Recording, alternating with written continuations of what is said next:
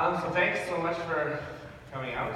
This is a great turnout, so I'm very excited about that. And I just want to point out some of the materials that I have up at the front. They're just the different materials that I've been reading over the last several months.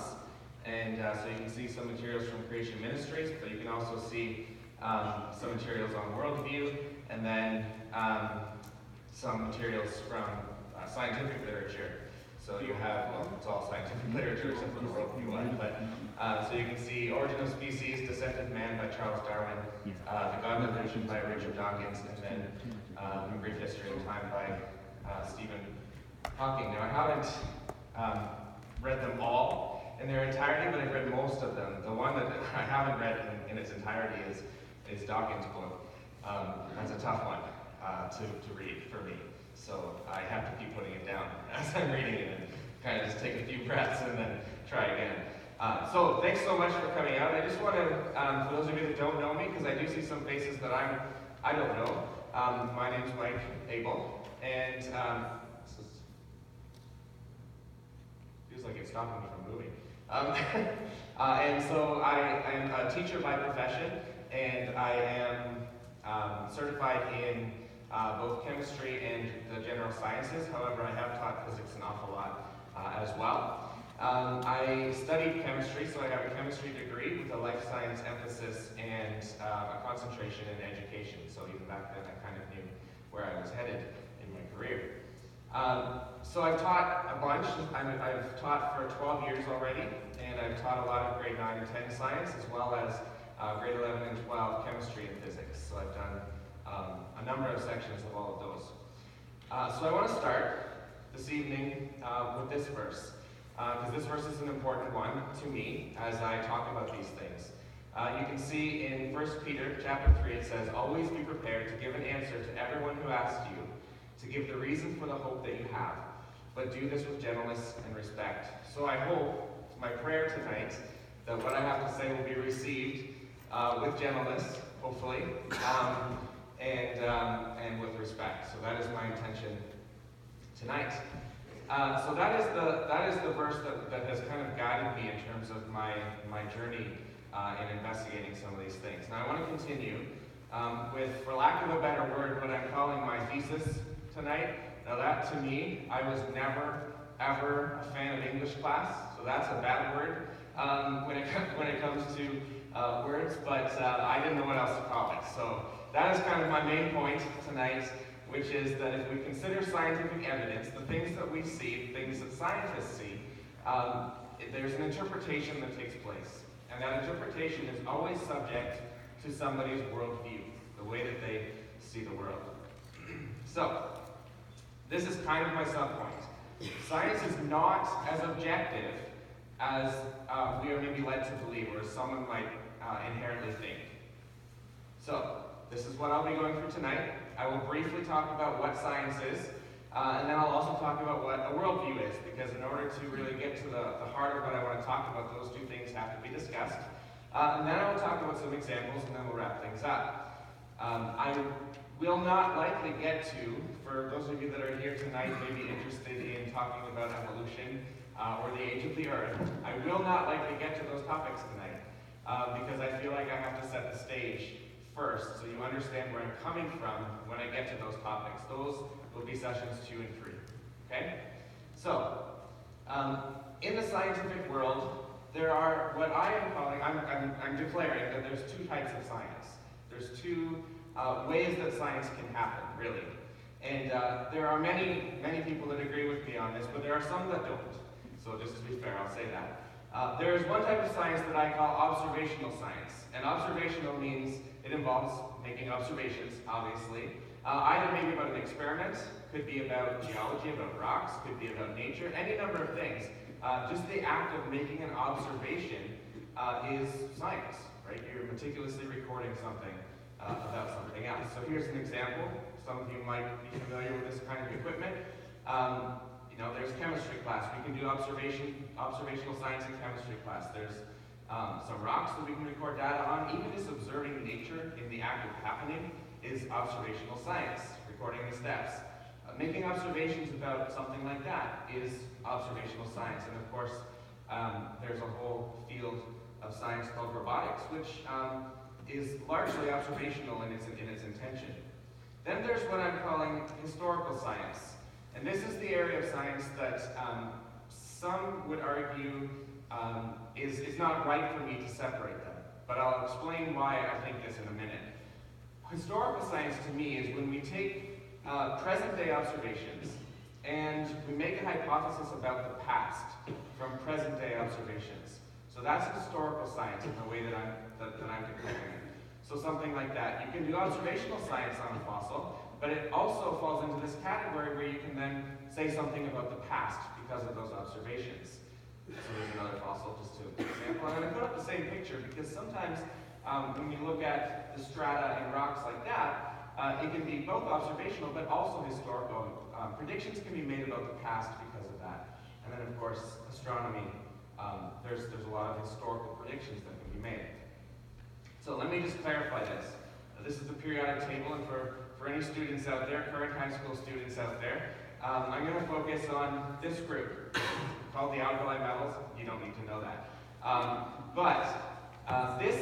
This particular group on the periodic table represents an experiment that is often done within my grade 11 chemistry class. It can be done by the students, but it's more often done as a demonstration by me. And what we essentially do is we take these alkali metals and we put them into water. And when you put them into water, something fun happens. This is one of the privileges of being a high school science teacher. And so this is essentially the results. If I had to capture the results of the experiment, there they are. And so what happens is when we do this experiment, there's a predictable result. There is something that happens pretty much every time. And so you can see maybe the top one, which is lithium, and then sodium in the middle, and then potassium at the bottom, and there's a trend. And the trend is that as you go down the column there, they get more reactive. What it does when you put it into water, it just gets that much more exciting to watch. And so this is an example of what I'm calling observational science because it can actually be tested. We can say, okay, that happened, now let's try it again. And look, it happened again, and it happened again. And I can then wait a year and run it again with a different batch of grade 11s, and you'll get the same result. Now, if you don't get the same result, it likely means that some sort of scientific error has occurred. The students probably made some mistake, but getting them to admit that is the tricky part. Then there's the Big Bang Theory. Now, I'm going to quickly go through the Big Bang Theory, and I'm putting this out there because this is actually now discussed even as early as grade 9. Okay, so grade 9, this is introduced to students. And these are the evidences for the Big Bang Theory.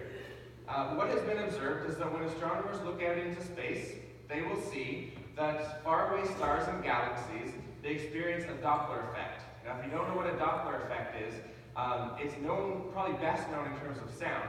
So let's see if we can have a listen to what it sounds like. So you hear that change in frequency that occurred. That's because that car was in motion, right? And that's the Doppler effect. Whenever something's in motion and making sound, there's a change. Well, light does the same thing. It's just our eyes aren't awesome enough to see it. And so when something's in motion but producing light, we can't tell, but there is a change that happens. And astronomers have observed that stars and distant galaxies show this, which suggests they're in motion. Right? So that's what it suggests. They actually shift towards red. Most of them. Some objects don't. They actually shift to blue. But the majority of objects shift towards red, which means they're moving away. Okay, so that is one piece of evidence that there's this Doppler effect in the universe. Number two, everywhere that scientists look, there is this energy, this leftover energy called background radiation or background energy. It was actually discovered by accident by a couple of Canadians, which is kind of cool. But really, it's just that there is this energy. In areas where there's nothing, there's energy. Small amounts. Okay, so that's evidence number two. That even in what's called empty space, there is this energy. And then number three, without getting too technical here, the universe is mostly hydrogen and helium, which is the first two elements on the periodic table. Earth is obviously not mostly hydrogen and helium, but if you take the universe as a whole, it is.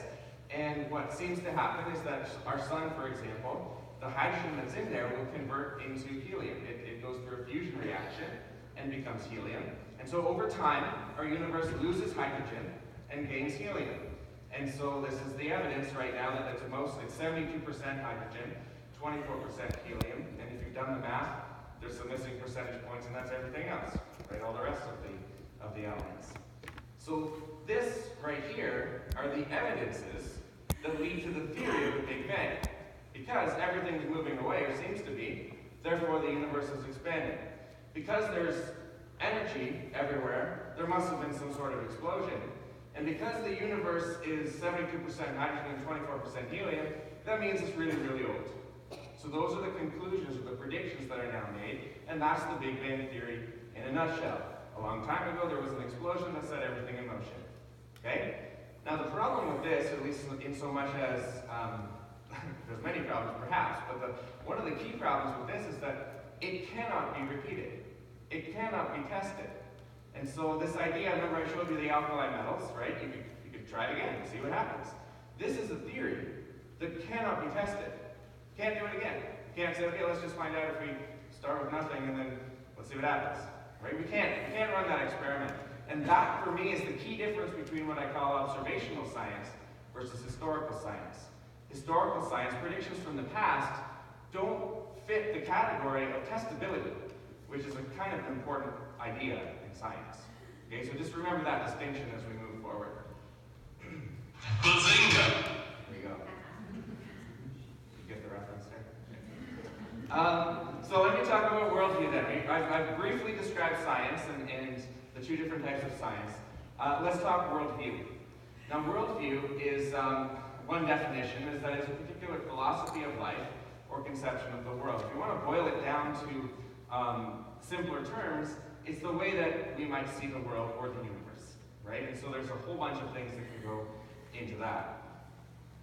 So a worldview helps you answer these kinds of questions. These are big questions, and they are worldview questions. So for example, where did the universe come from? Where did the earth come from? Where did life come from? Where did people come from? Those are big questions, worldview questions. Okay, so those are what I'm calling worldview questions. Now, Christians, as Christians, we have an understanding of the world or of the universe. And that understanding is that God is real. The Bible is His true word, given to us so that we can understand who God is and what plan He has for us as humans. It also tells us how we can live to please God and the difference between right and wrong. Now, if we were to look at the Christian worldview in terms of answering those questions, God made the universe and everything in it in 6 days. Now, there is some disagreement amongst Christians as to what a day means, but I'm not going to go there today. I will probably in session number 3. Okay? But for now, 6 days, God made the universe and everything in it. Specifically, the earth was given form on day 1, and it was populated with life over the next 5 days. God made humans on day 6, and they disobeyed Him and sin entered the world, separating people from God. And of course, the Father sent Jesus to die on the cross to take sin on Himself, repairing that relationship that was broken. And so this is the Christian worldview. And it does answer those 4 key worldview questions. But unfortunately, it's not the only worldview. In fact, there's several. But there is one that is very, very large and in charge right now. And that is secular humanism. Secular humanism has at its base that humans are capable of knowing right and wrong and being happy and fulfilled without God. Okay, so that is at the core of secular humanism. And so notice I'm just going to emphasize some words for you there. Without God. And so, along with secular humanism comes something called naturalism. And naturalism is just simply the idea that if we remove God from as an explanatory power, then everything must have a natural explanation. Everything must have some sort of explanation that does not require the supernatural. It can be simply natural in terms of its explanation. And so naturalism does not leave room for the God of the Bible. Because we can see when we read the Bible that God moves and acts in powerfully supernatural ways. And so naturalism does not leave room for that. So what I'm calling scientific naturalism is when naturalism gets applied to the realm of science. And so for all of you that are in school right now, looking at that way, this would largely be the framework that your teachers would be teaching from. So here it is. The universe popped into existence 14 billion years ago, and it maybe sounds a bit strange to say popped into existence, but that is kind of it, right? It happened, and it just happened. And that's the Big Bang Theory. The solar system and Earth formed about 5 billion years ago. Life randomly formed from non-living things 3.5 to 4 billion years ago. And then simple life forms evolved into more complicated ones until humans first appeared 2 million years ago. So that is scientific naturalism in so much as it applies to secular humanistic worldview. Okay, and so there are two different frameworks, notice, for how we see the world. We have the Christian worldview, and you have scientific naturalism, which is part of secular humanism. And so that's my key argument here today, is that there are two distinct worldviews, and they are at war with each other, as I'll explain. So, if we look at in the beginning, here's just to boil everything I just said to a simple statement. Genesis 1:1 says, "In the beginning, God." The cosmos, which I'll show in a minute, actually says, "In the beginning, the universe." Right? And so it replaces God with the universe. So, hopefully this will work. Give this a try. I'm not too savvy with this, so we might be subjected to an ad.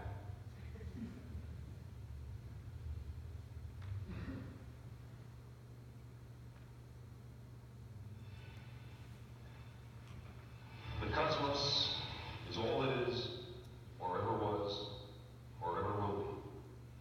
Our contemplations of the cosmos stir us. There's a tingling in the spine, a catch in the voice, a faint sensation as if a distant memory of falling from a great height. We know we are approaching the grandest of mysteries.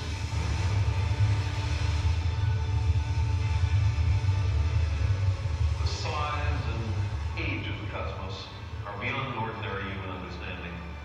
Lost somewhere between immensity and eternity is our tiny planetary home, the Earth.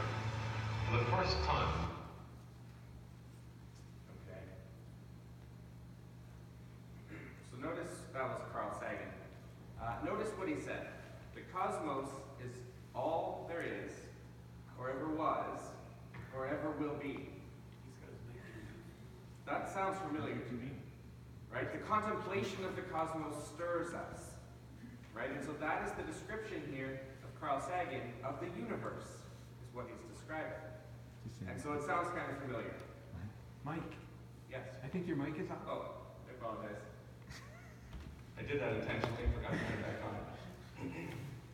So here's a question then, because maybe some of you are hearing me and thinking, well, you know, is it really this black and white? Is it really that they're so different from each other?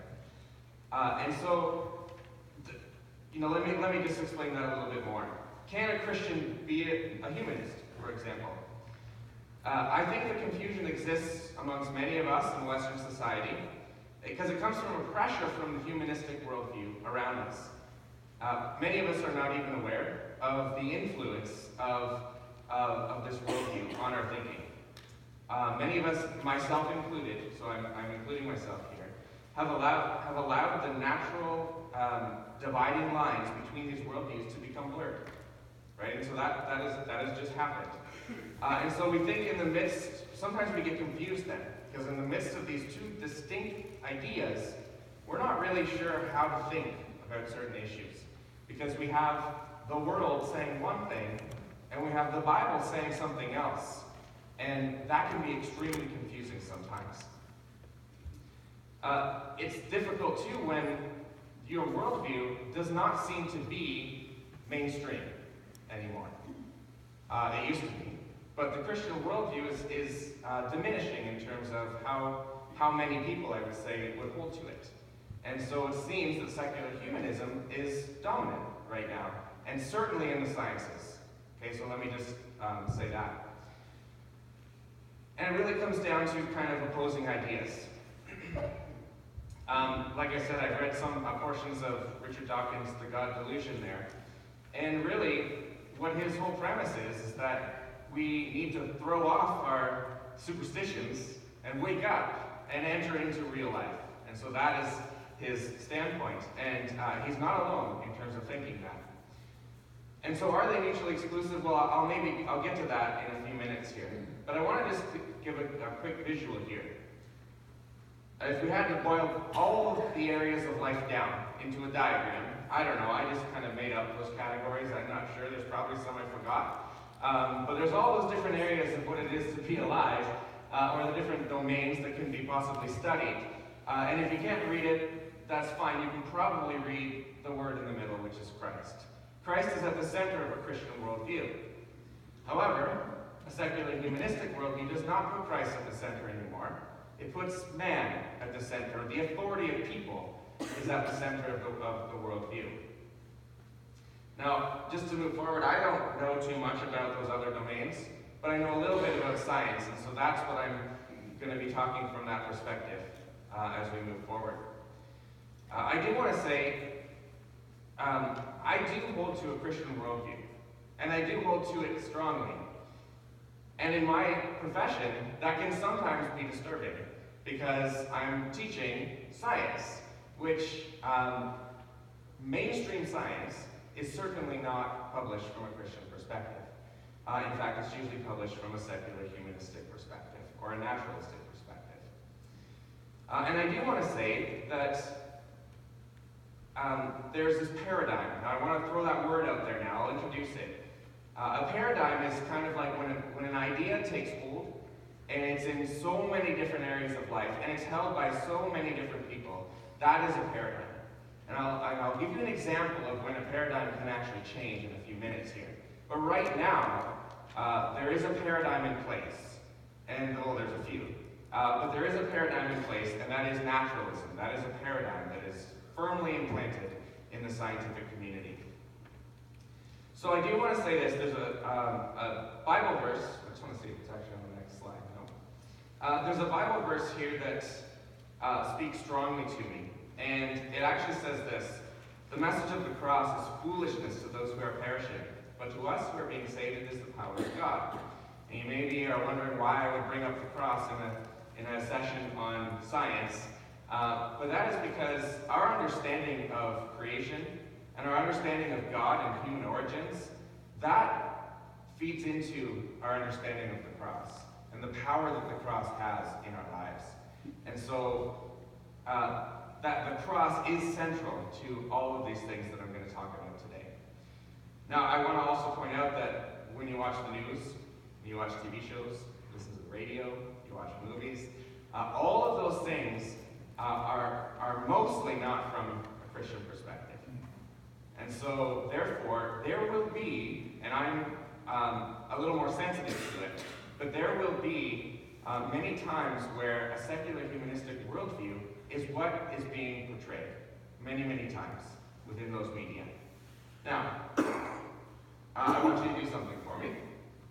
If you guys could all point up. I can see you, so if you could all point up, and you have to look up. If you're able to, look up at the ceiling and pretend that there's a clock up there.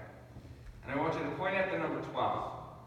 Okay, so point at the 12 on this imaginary clock. And now I want you to move your finger around clockwise. So go 1, 2, 3, 4, 5, 6, 7, 8, 9, 10, 11, 12, and keep going. So keep making a clockwise circle, right? So 12, I'm going to keep going all the way around. And keep going with this circle, and then I'd like you to slowly lower your finger, slowly lower it, and keep going, don't stop, until it's down here somewhere. And now look down at what you're doing. And do you see that you're actually now going backwards around the clock? You see that? If you don't see it, try it again. Point up. Point up. Point to the 12. Go around. 1, 2, 3, 4, 5, 6, 7, 8, 9, 10, 11, 12. Keep going. Lower your finger. And now look down. And you'll see now that what was clockwise is now counterclockwise. So I've kind of tossed a whole lot of words out there already. But I want you to remember this activity because it makes a critical point. And the critical point is this: how you look at something can make all the difference in the world in terms of what you're actually seeing. So here we have clockwise, here we have counterclockwise. The action didn't change. how you view it did. And so it's the same with science. It's the same with every avenue of what it is to be human, really. And this is an important word that I will be saying a lot from here on. The idea of a dogma, or that something can be held to dogmatically. I don't know if you've ever heard that word before. And so really this is what it is to hold this to the idea of a dogma, is an idea that is put forth by an authority. Okay, so it has to be put forth by an authority, and it is held to be true. Okay, it is said to be true, and it is held too strongly. Okay, so that's the idea of a dogma. There are many of them. In fact, if you think about even just the history of the church, often it's some sort of dogma that divides the church, because people hold to something strongly, and then there's conflict when that happens. It may or may not be on the basis of evidence. Okay, it does not have to be for it to be considered a dogma. Okay, it just has to be put forward by an authority and then held too strongly. And this is the picture that I'm going to use from now on whenever I'm talking about dogma. Notice the hot dog is saying, I'm right, you're wrong. That's what a dogma leads you to say. Okay, so that's the idea of a dogma. I need to share a couple verses before I really get into things here. Well, I'm already into it, but so the verse here from Romans 12:2, this is the New Living Translation, so it's a little different. But it says, don't copy the behavior and customs of this world, but let God transform you into a new person by changing the way you think. Then you will learn to know God's will for you, which is good and pleasing and perfect. So notice there's a transformation that needs to occur, and also a warning not to copy the customs and behavior of the world. Also, don't let anyone capture you with empty philosophies and high-sounding nonsense that come from human thinking and from the spiritual powers of this world, rather than from Christ. And so when I read this verse, I can't help but think of many of the theories that are put forward from a secular humanistic perspective. Man is at the center of that thinking. And so that's exactly what this verse is speaking to. So, let's continue on. Now it's time to get into some examples. Enough of me blabbing on about that. This is an example of a dogma from the past. Something that has been held too strongly and has now changed. In fact, this first example is more of like a paradigm than a dogma. Remember I said a paradigm is when something is held to by a wide variety of people, and it's held to for a long period of time, usually. And so that is a paradigm. So this is more of a paradigm. If you can recall this from what you've ever learned in school, the conversation about the solar system was that it used to be believed that the Earth was at the center, not only of the solar system, but of the universe. Okay, and so that was a paradigm that was in place. It was something that was held to dogmatically by many players, and I'll explain those players in a minute. But then somebody like this came along, Nicholas Copernicus, and he published a book, which you can see there. I'm not even going to try and say it. But there's the title of his book. And what he suggested was, well, no, I don't think that the Earth is actually in the center. I think the sun is in the center of the solar system. And as far as the universe is concerned, they hadn't even considered that back then, really. It was just simply that what's in the center of the solar system. And so this was an idea that was put forward. And to be clear, I want to explain the context that he was putting this forward in. He brought this idea up, and at the time, the Roman Catholic Church was very much in charge, but also it's kind of within the same era as the Protestant Reformation. And so there were two key players involved. Here they are. There was Pope Leo and Martin Luther. They were both around at this time, and they were both powerful. And so they had something to say about Copernicus's book. Not only did you have religious leaders saying something about what Copernicus had to say, you also had scientists saying something. The context that he was presenting this idea that the sun is in the center came after over 1,000 years of thinking that the Earth was in the center, in fact more. There was even a guy named Ptolemy who wrote not one, not two, not three, but 13 different volumes with mathematical calculations proving that the Earth is actually in the center of the solar system. And that was the dogma, the paradigm that had been in place for a long, long time. But then Copernicus showed up, and he presented this theory. Now, he was not the first one. If you want, you can find out who the first people to suggest this were. But he was definitely the first one in that era to suggest this idea. And his case was pretty pretty compelling. So what happened was, Copernicus had written this book, and Martin Luther then said, okay, if this book's going to be published, we're going to have a disclaimer put in the front of this book that says this is just simply a theory, right? And so it's not Martin Luther's idea, he doesn't endorse it, really is what he's saying, but it's going to be published there. Pope Leo took it one step further, and he banned it. He banned the book entirely. It became heretical. And Copernicus actually had his life threatened by the Roman Catholic Church, saying, look, if you don't quit it, if you don't drop this idea, then your very soul is going to be at stake here, right? And so he was essentially threatened with being burnt at the stake. And so that was an example of a dogma. In fact, it was a paradigm. And if we know our history, we know that nowadays there's very few people that actually say that the earth is at the center. There was a change that took place in people's thinking over the years. In fact, Galileo played a huge role in that, in terms of the actual change.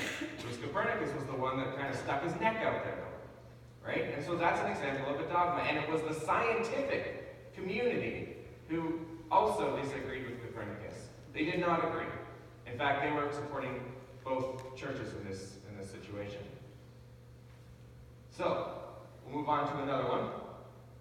It's a little hard to see, but there are some numbers up there on the screen. Can anybody tell me if you see any patterns? Just shout out a pattern that you might see. What's that? Okay. Yes. Good, right? So you can see, if you look closely at it, you can see you've got 9, 19, 29 is white, 5, 15, 25 is yellow, red is 1, 11, 21. Is there anything missing? Okay, aside from the even numbers, you're right, even numbers are all missing. Yeah, so there's certainly some numbers missing. Now, it's reasonable to take these numbers and organize them like this. That's a reasonable way to organize them. You can see how I just put them with the smallest number at the top, the biggest number at the bottom, but I also grouped them based on color. You see that? But I left gaps. You see that? I left a space there in the blue column, which is really hard to read, so I apologize. And I left a space there in the green column, because certainly it looks like 13 and 17 are missing. And so it's reasonable for me to leave that gap there. Yes? Okay. I just have to do that quick activity in order for you to understand this next example. Because this next example involves this guy, Mendeleev. He's a Russian chemist who is the one that first devised the periodic table. And when he first devised the periodic table, really all he did was he took everything that was understood about all the different elements, and he wrote down their information on cards, little cards, and he wrote down their mass, which is the numbers, so think of numbers, right? And he organized them all, and he was moving the cards around, and he put them together into a framework.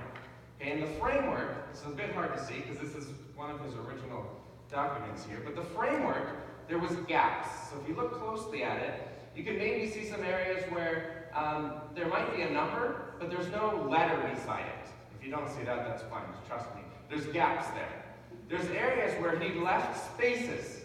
Okay, and so the spaces are areas where he made this claim.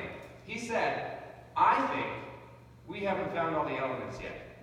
I think where I've left a gap, we will discover another element and it will fit right in there. In fact, I'll even write down its mass because I'm pretty confident as to what its mass will be when we discover it. He predicted its properties, he predicted all of this, and he made lots of different predictions. Now that sounds pretty radical to make a claim like that, and the scientific community thought it was pretty radical too. What they actually said was, you're crazy. We have already discovered every single element, everybody knows that. You're just wrong. Leaving those gaps there means that that whole chart that you've made is no good. It has no value. Well, history proved Mendeleev to be correct, and it turns out that there were several elements that had yet to be discovered, and they did fit the patterns that he said that they would fit. They had the properties, and they had the mass. There was a few little things that were wrong. Once again, it's another example of a dogma that was in place. This isn't quite a paradigm, but it's a dogma. The scientific community said, this cannot be so. And he was like, well, I think it is. And then they had a little bit of an argument. In fact, he was kind of kicked out of his little society. And it turns out he was right. Okay, it turns out that that was the case. There's antimony, arsenic, aluminum, selenium, and hydrogen, And that's the periodic table as we see it today. Does it look familiar to any of you guys up there? Okay, you're probably mad at me for even putting that up there right now? Yeah. Okay. Now, in case you think that the examples that I come up with are only way back in history, I thought I would give some more modern examples here. There's an example here of a man named Dr. Daniel Shechtman. He is credited with discovering what are known as quasi-crystals. I'm not about to get into the chemistry of this, but they were called quasi-crystals largely because they had a structure that was said to be unstable. It was said to have been this crystal structure that probably shouldn't exist. And so he claimed in 1982 that he had found them, that he had actually found them, that he had seen them, and that they were there, that they were real. And so, this is what his boss had to say to him, the boss of the scientific team that he was working on. They said, "You are a disgrace to my group. I cannot be with you in the same group." And then he was fired. He was dismissed from the project that he was working on just for making the claim that he had found these things called quasi-crystals. Okay, so remember the idea that there's dogmas in place. And when people hold to a dogma, there's usually conflict. And so this is what happened here. Now, there's also a man named Linus Pauling. Maybe some of you have heard of him. He's won 2 Nobel Prizes in 2 different disciplines. One was actually a Peace Prize. Linus Pauling is even on the list of the top 20 scientists of all time. Right? So that's how important Pauling is to some people. And this is what he had to say about Shechtman, and he knew him quite well. He said, that's what I call him Danny. He said, "Danny Shechtman is talking nonsense. There are no quasi-crystals, just quasi-scientists." And so this is kind of a sad story, because what happened with Mr. Shechtman, Dr. Shechtman, is that he lost his job. He lost his credibility, his scientific credibility. And it wasn't until a few years later, when other scientists started finding quasi-crystals, that he was vindicated. And there you go, just to show, it's a dogma, it's an example of a dogma. And he actually himself has now received a Nobel Prize for this discovery. Okay, and so we don't like to always talk about the times where people were on the wrong side of history in these cases. Another one, this is an interesting one, because there's this dogma that goes along with the age of the earth. In fact, it's probably more like a paradigm now. And so what happens in this case, the question could be, how old are dinosaurs? If I were to toss that out there, anybody have any answers?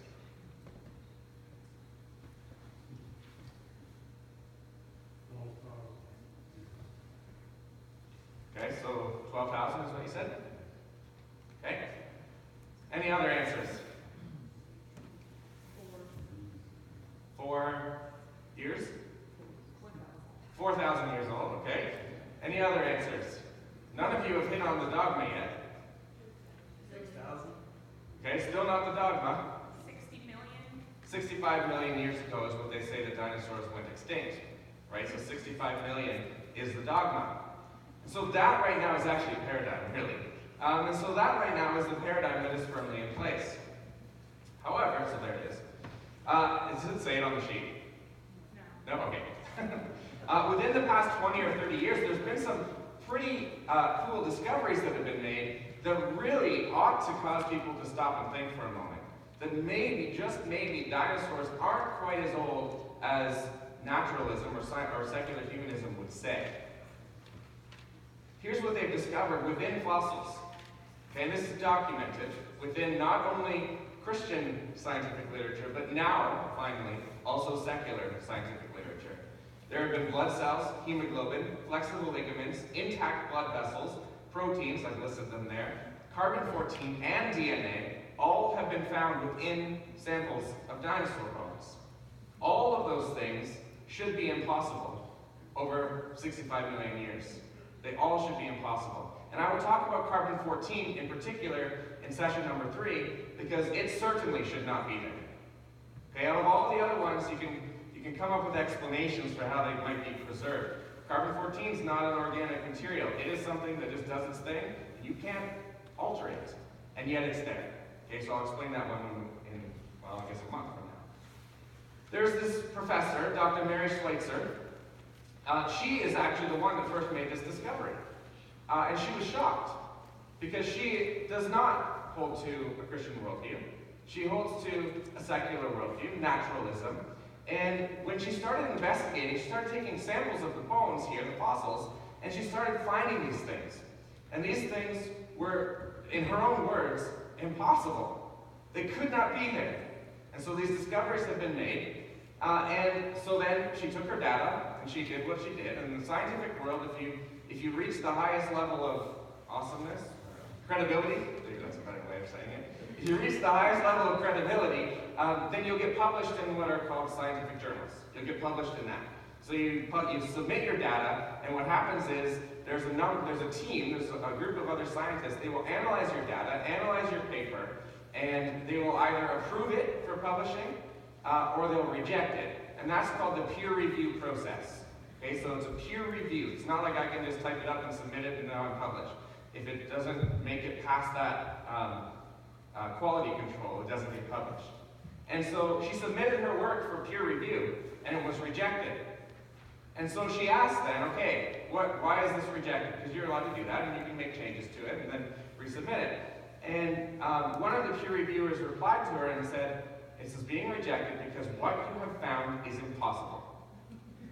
Literally that. And she said, okay, well, what do I need to do in order to convince you, in order for this to be published? The reply came back, no amount of convincing is necessary. I will never be convinced of this. And that's because of a dogma that's in place in terms of how all these materials are that cause this to be rejected. Now, if I have full disclosure here, Dr. Schweitzer has now been published, and it's because she's worked for a number of years coming up with a hypothetical framework to explain how blood vessels and how proteins could possibly be there within those fossils. And so now she's been published because she had to include the appropriate worldview within her paper in order to be published. Okay? Now the one thing that has not been dealt with is the carbon-14. I'll explain that next time, like I said. But this is another example of a dogma. Okay?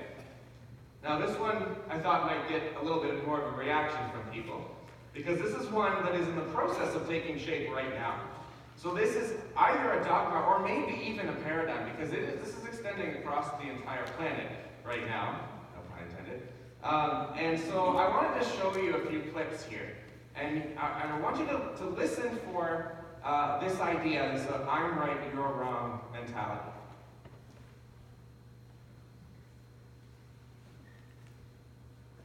That doesn't matter. You don't need people's opinions on a fact. You might as well have a poll asking which number is bigger, 15 or 5. Or do owls exist? Or are there hats? The debate on climate change should not be whether or not it exists, it's what we should do about it. There is a mountain of research on this topic. Global temperatures are rising. Heat waves are becoming more common, sea surface temperatures are also rising, glaciers are melting, and of course no climate report is complete without the obligatory photo of a polar bear balancing on a piece of ice. The only accurate way to report that 1 out of 4 Americans are sceptical of global warming is to say, a poll finds that 1 out of 4 Americans are wrong about something. Because a survey of thousands of scientific papers that took a position on climate change found that 97% endorsed the position that humans are causing global warming. And I think I know why people still think this issue is open to debate, because on TV, it is. And it's always one person for, one person against. And it's usually the same person for. Bill Nye and Marsha Blackburn, welcome both of you to Meet the Press. Bill Nye joins us now, along with climate change skeptic Mark Moran. Joining me now to go head-to-head, Bill Nye, science educator, the CEO of the Planetary Society. In the crossfire, Bill Nye, the science guy. Bill Nye, the science guy who believes in man-made global warming. Yeah, that's right. More often than not, it's Bill Nye, the science guy, versus some dude. And when you look at the screen, it's 50-50, which is inherently misleading. If there has to be a debate about the reality of climate change, and there doesn't, then there is only one mathematically fair way to do it. Last Week Tonight presents a statistically representative climate change debate. Good evening. Joining me tonight, a climate change denier and, naturally, Bill Nye science guy.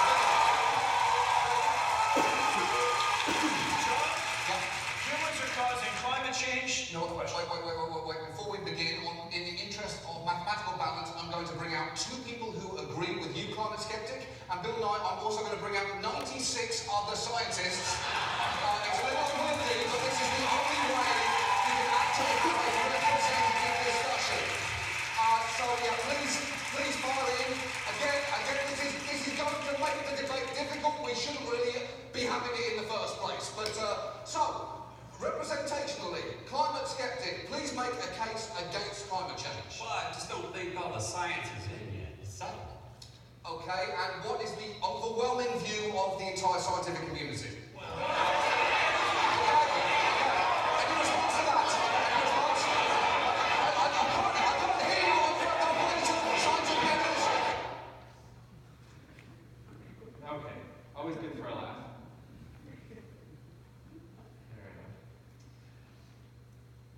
But notice, he said, and there doesn't have to be a debate.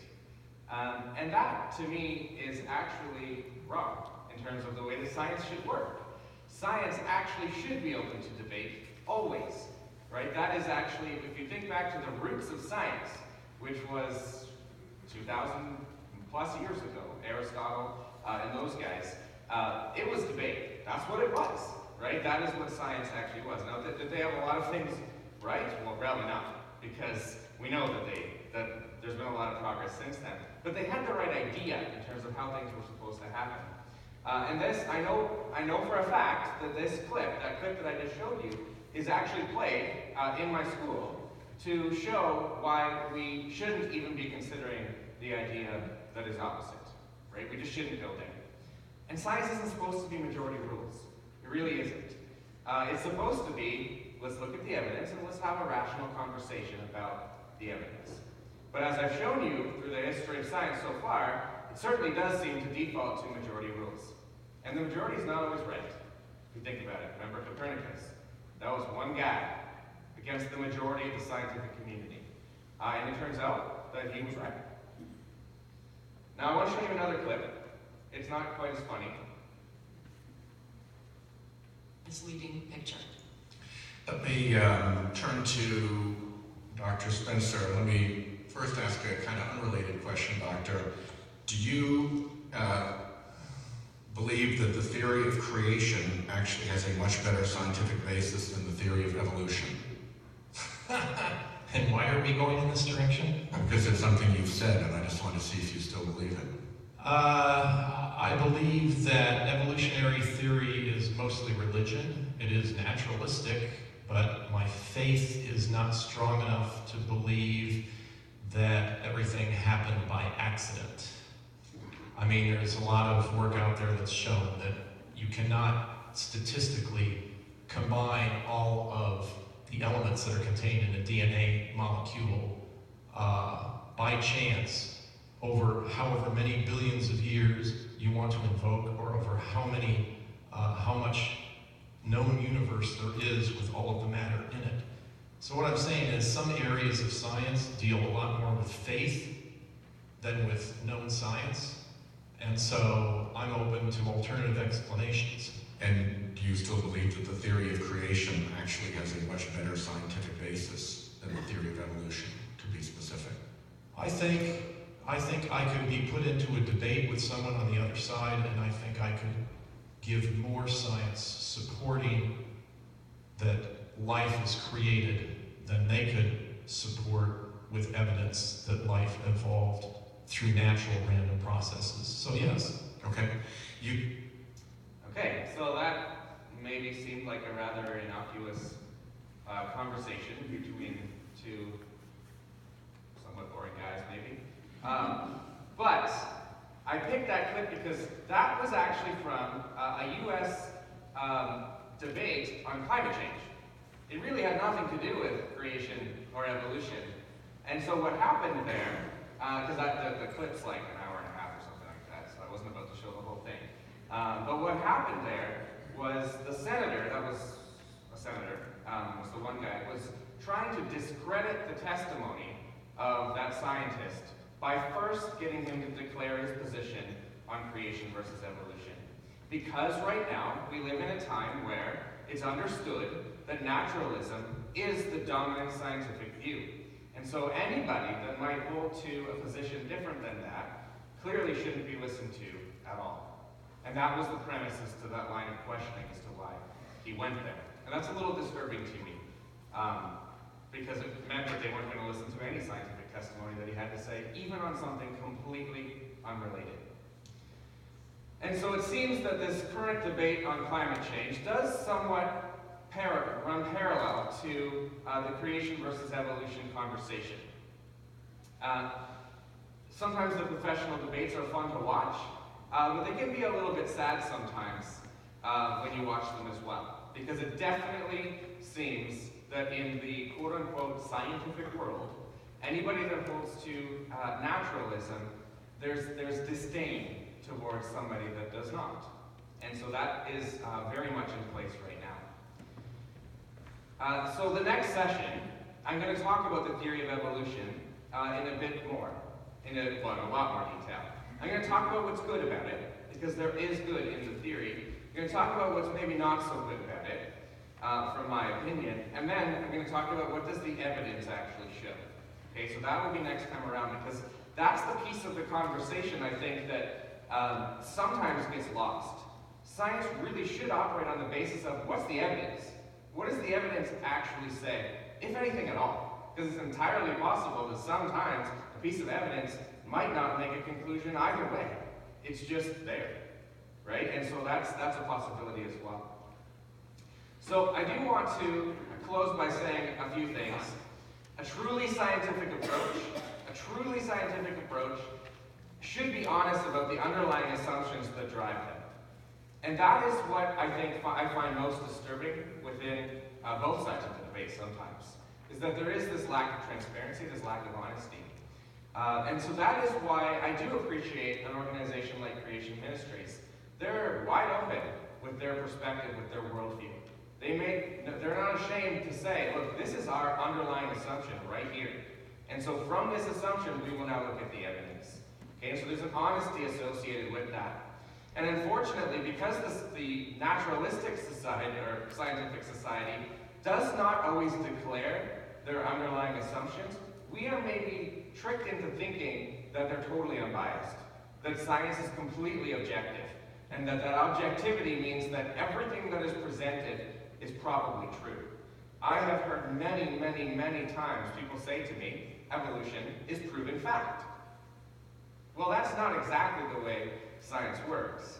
And so when I hear that, I think, okay, well, tell me about that. Tell me why it's said that it is proven fact.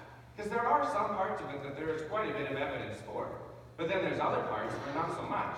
But neither of those things make it proven, right? And so when people say that, it's a bit misleading. And to be fair, we have a tough job as Christians, because we operate under a Christian worldview that, like I said at the beginning, can be at odds with a naturalistic worldview. And that, it is what it is. We can't necessarily change that. And I do not ever advocate to go out and to get into fights over it, because that doesn't do any good. But it is helpful for Christians to understand Christian worldview and how we don't have to look at the evidence purely the way that it's presented to us. We can dig a little deeper. We can find out, is there another way to actually look at the evidence? Here, I'll just show. Bazinga! I'll show this now. So I think of it as this way. This is a picture that kind of describes the way that I see things. There's really two pathways. Okay, and the two pathways are different. When we try to say that they're the same, we get confused. They are different. Naturalistic philosophy, secular humanism, is very different than a Christian worldview. And that's okay. We need to find an area of comfort in that. And there's two pathways. When you look at the fossils, when you look at the rocks, when you look at the stars, you can look at those things, and you can actually make one of two decisions in terms of what they actually mean. And it does not mean that one position is more scientific than another, right? We have to look at it on the basis of evidence, and sometimes we have to trust in the authority of man, right? That's just the way it is. But that's the decision that we have to make. This is a quote from Richard Dawkins. "Faith is the great cop-out, the great excuse to evade the need to think and evaluate evidence." Now, obviously I disagree with Richard Dawkins, but one thing I actually do kind of like about him is that he's open about his underlying assumptions. He does not try to hide it at all. However, he approaches it from a let's fight perspective. And so this is his thoughts. He essentially says that, in order to have faith, we must be turning our brains off. It's the only way that you could possibly be a Christian and live within this world. And that, to me, is a very dogmatic position, and it actually isn't consistent with the evidence, which we'll talk about in the other sessions. I do want to say also that there's a passage in Romans 1:20. "For since the creation of the world, his invisible attributes, his eternal power and divine nature have been clearly seen, being understood through what has been made, so that they are without excuse." Now, I don't mean to offend anybody if this is offensive, but I will declare that that's a dogmatic position. And I'm okay with that, because to hold to something dogmatically does not make it good or bad. It just means that I'm believing this to be true. And I'm understanding that under the authority of the scriptures. Right? And so that is a dogmatic position, and that is naturally why you have this position here in conflict with this position here. They are both dogmatic positions. The difference is this. I appeal to the authority of God. Dawkins appeals to the authority of man. And those are our authorities that would then naturally hold to opposing positions. This is really what it boils down to. When we actually get to looking at the evidence, we will actually see that it's all the same evidence, but it's a battle over that evidence in terms of what does it actually mean. And so you have somebody that does not hold to a Christian worldview would say that everything that you see around you would naturally be evidence for the naturalistic framework, for the Big Bang, for the theory of evolution, for uniformitarianism, which are all these other theories that exist. And then there is a Christian would look at it and say, this is the evidence for creation. And creation ministries is actually stocked full of incredibly smart individuals, people with PhDs, etc., who are working on this, but have a different frame of mind. They hold to a Christian worldview. And so, here's the thing that's a bit misleading. They hold to a Christian worldview, they look at the evidence, they write their papers, they submit it for peer review. Can you predict what largely happens to their papers? They're rejected, right? And that it is what it is, because those that publish the journals hold to a different worldview. And so that's why you have something like the Journal of Creation. It was started out of necessity, because if these scientists were going to be able to publish their work, they had to have a journal that would be from a Christian perspective. And so it's still peer-reviewed. There are still scientists that are the peer-review team that when the papers are submitted, but it is not going to be the papers that anybody that is not a Christian would appeal to. Does that kind of make sense when I'm saying that? So, this is really what it comes down to. What is the underlying story of the universe that you believe? If you believe as a Christian that it's God's story, then all of the evidence should tell that story. And that's what I'm suggesting today that it does. Okay, and like I said, we didn't really get into the evidence today, but we will next time around. If you are not a Christian, then you don't believe that it's God's story. You believe that it's a story of random chance. And so therefore, all of the evidence would then point towards that. Right? And so it's all, remember, it's the battle over that same evidence. So, I want to wrap up with a few different quotes here. This one's on your page because it goes through a series of slides. And so, this is by Dr. David Berlinski. He is not a Christian. He is an agnostic, which means he's unsure of God's existence. So he hasn't openly declared atheism, but he is unsure. So he says this: has anybody provided a proof of God's inexistence, so proving that God doesn't exist? Not even close. Has quantum cosmology explained the emergence of the universe or why it is here? Not even close. Have the sciences explained why our universe seems to be fine-tuned to allow for the existence of life? Not even close.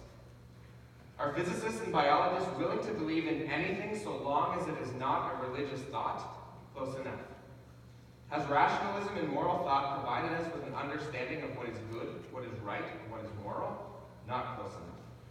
Has secularism in the terrible 20th century been a force for good? Not even close to being close. Is there a narrow and oppressive orthodoxy of thought and opinion within the sciences? Close enough. Does anything in the sciences or in their philosophy justify the claim that religious belief is irrational or stupid? Not even in the same ballpark. Is scientific atheism a frivolous exercise in intellectual contempt? Dead on. So he's responding to somebody like Richard Dawkins. And this is somebody who he's won my respect because he is not a Christian, but he understands what's happening within the scientific world. And he understands that anybody that is strongly atheistic is likely anti-Christianity in terms of the worldview. And so there's this battle that is going on. And that is within the scientific literature. You will find this battle. I also want to conclude with this. Therefore, dear friends, since you have been forewarned, be on your guard, so that you may not be carried away by the error of the lawless and fall from your secure position. It's tempting when we are sitting in science class and we are told that the Big Bang is fact, when we're told that the theory of evolution is fact, when we are told that all of the evidence points towards the Earth being 5 billion years old, when we're told that the universe is 14 billion years old, it's tempting to just say, okay, if these smart people say it's true, it's probably true. But we have to be able to be open to the possibility that science is not as objective as we might think it is. There are underlying assumptions that lead to the theories, and those underlying assumptions block out anything else that doesn't fit. And so the Christian perspective is very much stymied in the scientific community. It is very much not allowed to be represented. Okay, and so I'm not saying this in any sort of judgmental way. I'm just trying to say how it is. And this is how it is. And so you will not find, there's one doctor, one scientist who I really appreciate. His name is Dr. Jonathan Sarfati. He is a very well-accomplished molecular biologist. He cannot be published in naturalistic journals anymore. He just can't be. And so he submits to the Journal of Creation instead. And so that is, we need to be aware of that. So just to conclude, first I want to say thanks for listening. I know it's tough sometimes, especially at nighttime, and maybe you're hearing wah, wah, wah, wah, wah. So thank you, I appreciate that. But I also want to point out there's some resources that can be looked at here. And I'll tell you right now, these resources are not necessarily all from the perspective that I would necessarily hold to. But what these resources represent are the resources that you will not find in mainstream scientific literature. So you have Creation Ministries, Answers in Genesis. You have Reasons to Believe, which is Hugh Ross's ministry. You have a man named John Lennox, who has an interesting take on things. Then you have the Discovery Institute, which is, there are many non-Christians that work for the Discovery Institute, but they hold to the position that this universe is far too fine-tuned in order for it to be randomly exist. And so there's many non-Christians that even hold to that idea. And so they're within the Discovery Institute. If you want to jot down some of those websites, I'll leave it up there for a minute, but I have another list. So if you want to jot them down quickly, or if you want to find out, maybe come out to me afterwards and I can show it again.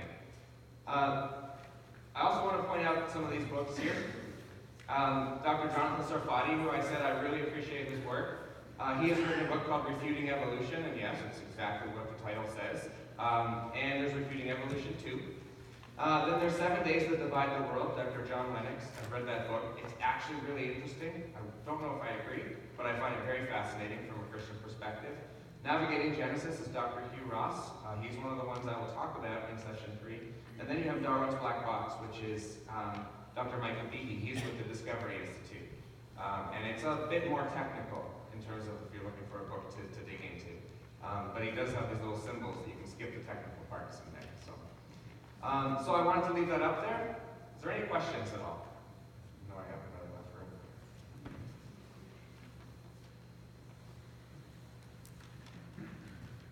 Okay.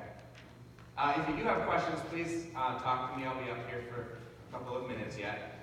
And I do want to point out, in sessions 2 and 3, I will actually dig into the evidence, which would be the actual things that people do science from, right? So I will dig into that a little bit more in sessions 2 and 3 when talking about the theory of evolution and when talking about the age of the Earth. So thanks very much for listening.